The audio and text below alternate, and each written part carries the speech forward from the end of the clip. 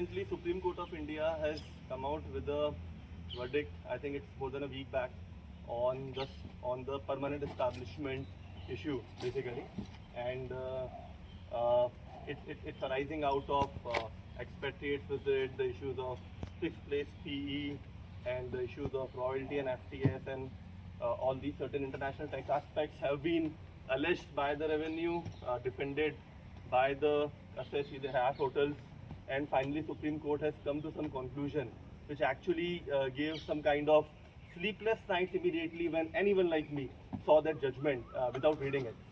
I thought it's imperative as a tax leader for some MNC to go through these judgments, to analyze it, to see that what Supreme Court has said. Because judgments of Supreme Court, we all know, are the law of the land. Something which is not written under the Income Tax Act, under the DTAA, Supreme Court or High Courts analyze that, and the judgment of Supreme Court become the law of the land.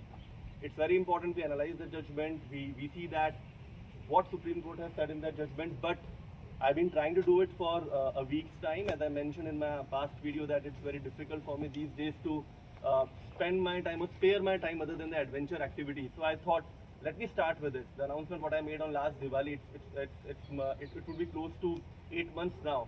But thought, let me start with this now. Let me make an analysis along with the adventure. It's Sunday today, and I am here with my boys who take care of my horses.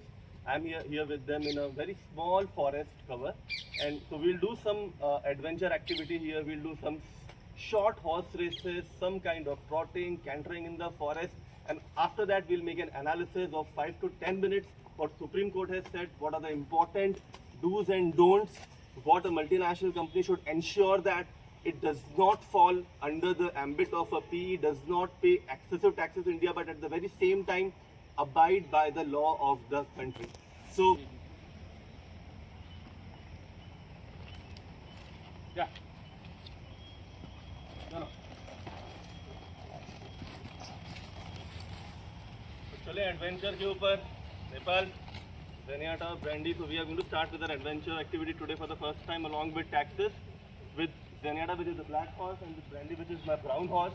And Zenyatta just want to gallop, but we won't let it do. Now we are going to have a race of our two horses, the wild Zenyatta and my favorite Brandy. I am a new learner in this field, so Zenyatta will go first. Come on, start! Go!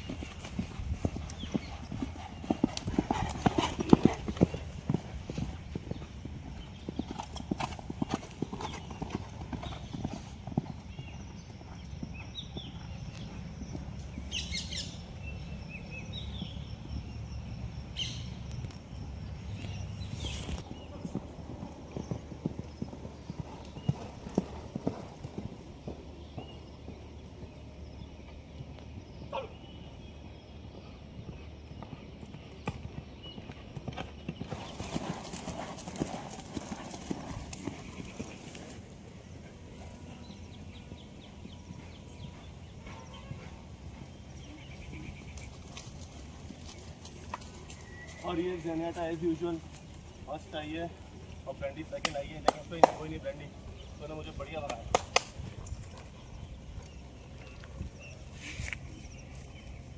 तब rest करेंगे घोड़ों के साथ 5 minute का rest, उसके बाद में हम now we'll take a rest for 5 minutes and after that we'll analyze the judgment of the Supreme Court, which is the second prime purpose of the day. The first prime purpose is already solved, racing between Brandy and Zenyatta and about a bit roaming in the wild. Rest for 5 minutes. 5 minute rest करो, उतर जाओ।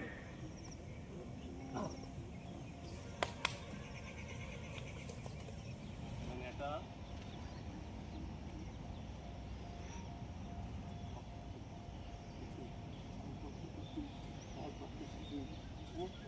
very tired, not sure what kind of analysis I'll be able to make, but let me give it a good start.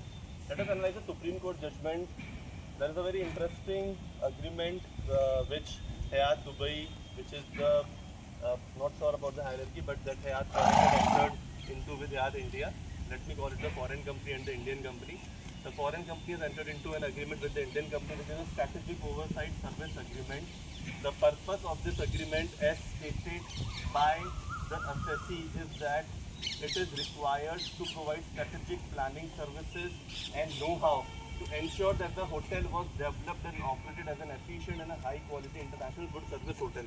This agreement is actually, if you just look into this language, what the assessee has put up, it clearly speaks up the way a foreign company enters into an oversight agreement with the Indian entity, which is a subsidiary or a group company. Those agreements are very much required so that the business what the Indian company carries out in India is in accordance with the international standards, and the group's brand identity also gets maintained. This is a very important aspect which we have to note. Moving ahead to certain other facts in the case, what assessee has said, because primarily the contention of the department, the final verdict of the Supreme Court is that basically there is a permanent establishment in India under Article 5 of the DTAA. Now, what are the contentions of the assessee, that why there is no PE? Let's just look into that. I'm scrolling down because I'm just reading out some of my analysis points. So, there is no designated space or office at the hotel premises in Delhi or Mumbai that was neither specifically reserved or which was at the disposal of the appellant. So there is no criteria. The third important criteria is dependence. Now, the foreign company's revenue earning in India is also dependent on, basically it is relying on the hotel infrastructure in India and its staff to carry out its business activity. Carry out its activity, not the business activity. Out of all these three things, we can construe that it is carrying out the business activity. So, all these three principles which are laid down by the OECD are also getting satisfied, what we have just now looked at. So, Supreme Court has finally said that the ability of the foreign company to enforce the compliance, oversee the operations in India, derive profit-linked fees from the hotel's operations in India. This clearly demonstrates that there is a clear and a commercial nexus and control of the foreign company with the core operations of the hotel in India. This nexus satisfies the conditions which are necessary for the constitution of a fixed place PE under Article 5 of the India UAE DTAA. अभी भी आपने देखा होगा बड़ा हादसा होने से बच गए, दोनों बेचारे घोड़े परेशान हो गए, तुम्हारे लेक्चर करे जा रहे हो, एडवेंचर हो गया, हमारे घर जाने दो, पीछे से इसका बच्चा चिल्ला रहा है, भाग गई थी, इसको पकड़ के लेके आए, उसको देखा देखी ये भी भाग ली, सच में बड़ा हादसा हो रहा था। तो एडवेंचर और टैक्स, एडवेंचर करते करते मैं टैक्स की दुनिया में ऐसा खोया कि दोनों बच्चे परेशान हो गए। So final concluding words, if you are a foreign company carrying out a business in India, you need to look into your substance over form. If you are not doing that, please do not make a plea before the revenue that you are not having a business presence in India. Look into the criteria and the aspects which have been highlighted by the Supreme Court. If you are satisfying that, it can be rightly said that the foreign company or you would be carrying out the business in India. I am going to make a very short write-up on this because this was a lecture standing into the wild.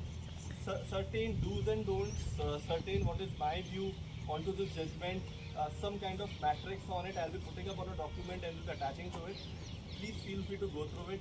really very happy to have a discussion with you on one-on-one basis on this judgment, trying to map the criteria laid down by the Supreme Court in this judgment with your businesses purely on academic basis. Thanks a lot. Thanks for bearing with me.